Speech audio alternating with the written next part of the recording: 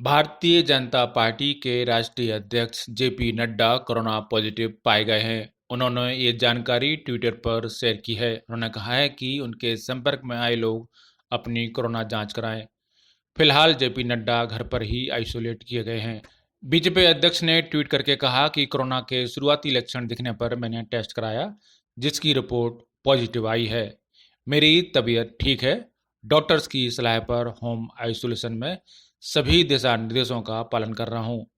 मेरा अनुरोध है कि जो भी लोग कुछ दिनों में मेरे संपर्क में आए हैं वो स्वयं को आइसोलेट कर अपनी जांच करवाएं।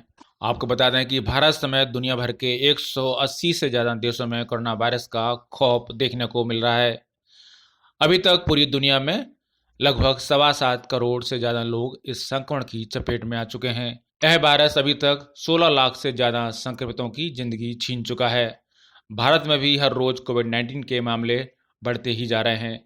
भारत में अब संक्रमितों की संख्या 58.5 लाख को पार हो गई है। स्वास्थ्य मंत्रालय द्वारा सुबह जारी किए गए आंकड़ों के अनुसार अब देश में कोरोना संक्रमितों की संख्या 58,57,029 हो गई है।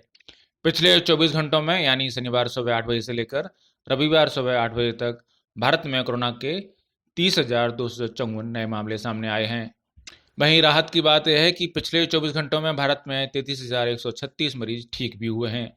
इस दौरान 391 कोरोना संक्रमितों की मौत भी हो गई।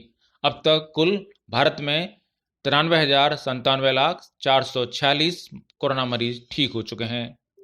लेकिन इससे अभी तक भारत में 1,43,019 लोगों की जान भी जा चुकी है। कोरोना के मौजूदा मामले भारत में 4 लाख से नीचे हैं। इस समय देश में कुल 3,56,546 एक्टिव केस हैं। भारत में रिकवरी रेट की बात करें तो यह फिलहाल मामूली बढ़ोतरी के बाद 94.93% पर पहुंच गया है। यह अब तक का सबसे ज़्यादा रेट है। इससे अधिक रिकवरी रेट भारत में इससे पहले कभी नहीं रहा।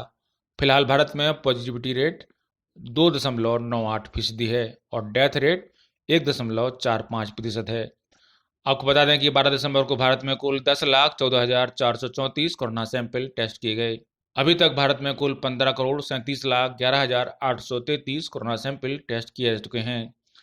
इसमें RT-PCR और रैपिड एंटीजन दोनों प्रकार के टेस्ट शामिल हैं। आपको बता दें कि भारतीय जनता पार्टी के राष्ट्रीय अध्यक्ष जेपी नड्डा 18 दिसंबर से 3 दिन के लिए महाराष्ट्र दौरे पर जाने वाले थे, लेकिन अब कोरोना पॉजिटिव पाए जाने के बाद ये दौरा रद्द हो गया है।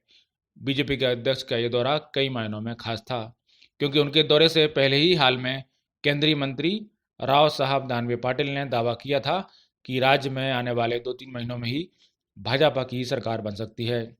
आपको बता दें कि इसके पूर्व जेपी नड्डा पश्चिम बंगाल के दौरे पर थे। इस दौरान उनके काफिले पर हमला भी हुआ था।